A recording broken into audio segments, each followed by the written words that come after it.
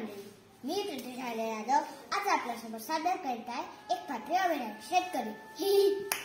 अरे चल रे राजा, चल रे सर्जा, चला बिगी बिगी म्हणजे माहित आहे तुम्ही लय जमला असाल. चला घराला, देतो तुम्हाला खायला. मंडळी, ही माझी सर्जा राजाची जोडी. ही आहे म्हणून मी आहे. लोय रक्त माझ्यासाठी, पण काय म्हणजे काय बिन मागत नाही. त्याला वाटत असेल ना काजू खावं, बदाम खावं. काजू बदाम म्हणजे गुळ, ढेप, पेट सारखी, पण मी त्यांना नाही देऊ शकत. काय म्हणजे काय विचारता राव, आम्ही शेतकरी. आमचे हाल म्हणजे काय, एक साधं कुत्रा विचारत नाही. फक्त म्हणायला आपल्या देशाला कृषीप्रधान देश म्हणतात आणि शेतकरीला बळीराजा. पण ना तर इथं शेती प्रधान आहे आणि ना शेतकरी बळीराजा आहे. मला तर वाटते ज्याने मागच्या जन्मात पाप केले असेल ना त्याने देव या जन्मात शेतकरी बनवत आहे. कष्ट कर पण मूळ म्हणणं नको मागू.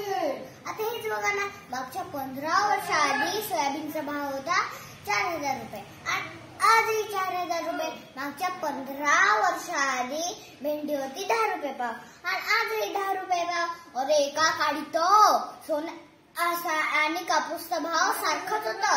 पण आता बघा, सोनं गेलं लाखांच्या वर आणि कापूस राहिला हजारावर. म्हणून ना मी काजू बदाम स्वतः खाऊ शकत ना माझ्या सर्जा देऊ शकत. बर, हे तर आलं नाही सांगत.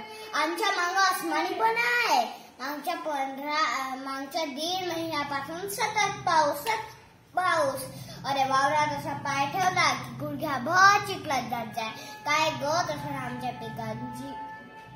जर होतं नव्हतं सगळं पैक शेतीला लावलं. आता काय येते आणि काय नाही त्यालाच माहित.